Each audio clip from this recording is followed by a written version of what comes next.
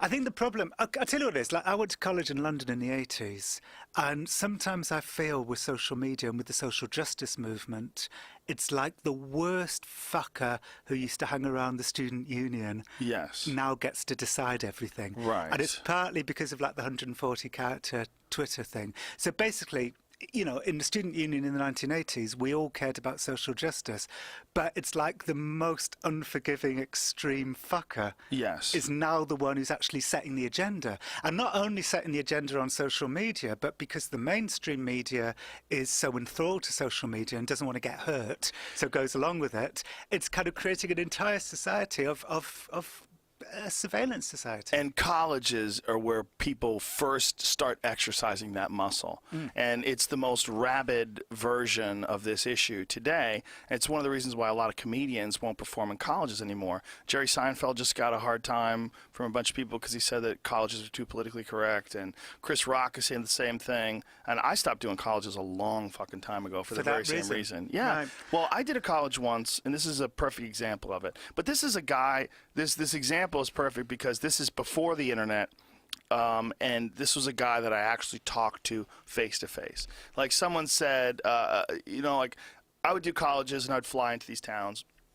And, you know, they're bored. So, like, I'd tell my jokes, and then sometimes I'd do, like, a Q&A with them, you know, just for fun. Because it's a fun way to, like, the kids get to ask questions, and you get to fuck around and come up with things on the fly. And some guy said, do you know any jokes or something along those lines, right? And I said, I don't remember anyone. I go, okay, I remember this one. Two Jews walk into a bar. They buy it. Like, it's the end of the joke. It's stupid. It's terrible. That joke, a guy came up to me after the show and said, that joke that you did about Jews is very offensive. I said, what's offensive about it? That Jews are successful at business? What's offensive? That I use the word Jew? Two Jews walk into a bar? That they went to a bar? What part's offensive? Are you just looking to be offended, or are you actually offended? And he was flabbergasted. He didn't know what to say because he was a fucking 19-year-old kid, and he thought he was a socially awkward person, and he thought, this is my opportunity to be right.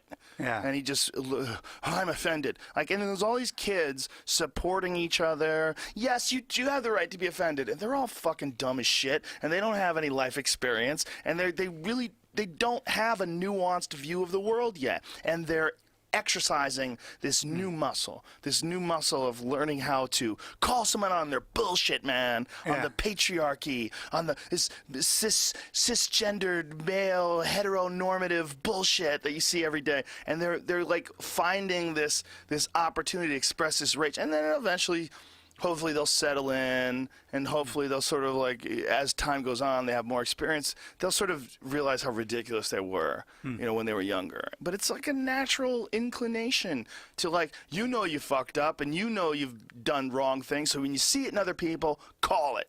So this one kid that said this to me, I mean, that was the extent of our conversation. I said, that's ridiculous. I go, it's not offensive.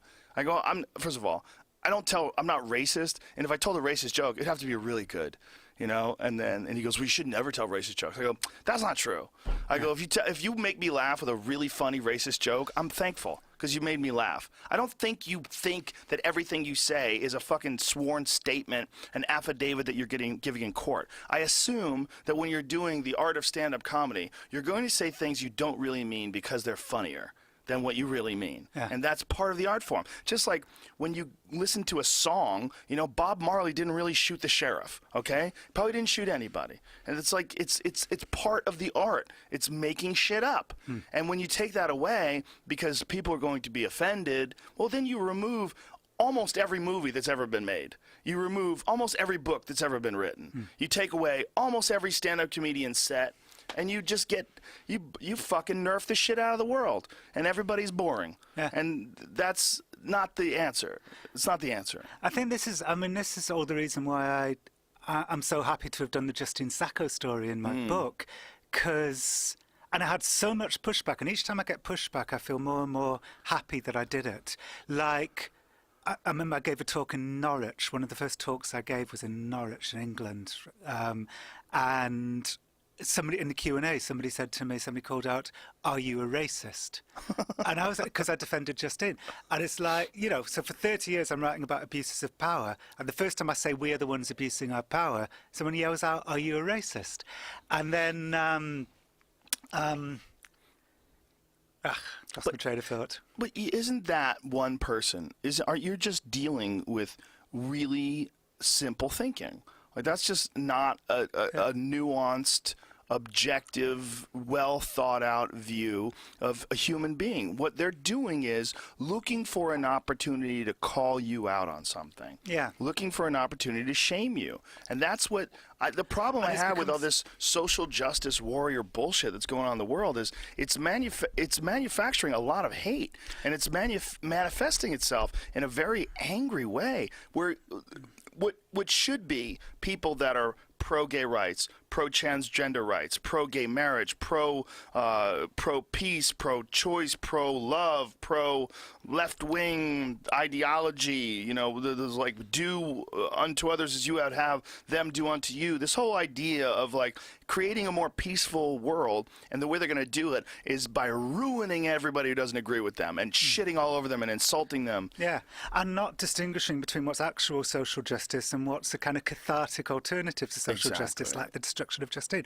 The destruction of Justine doesn't do any good for anybody because she wasn't even intending to be racist. She was trying to make a liberal. She was trying to be like Cart. She was trying to be like Trey Parker and Matt Stone. Right. This isn't someone who's going after a justice. cop that shot a kid with a fake pistol or anything. You know, this is... Yeah, exactly. And this is the real problem. And the inability to distinguish between the serious transgression and the unserious transgression. And what it's creating is a kind of surveillance society. It's creating a kind of Stasi where everybody's more fearful.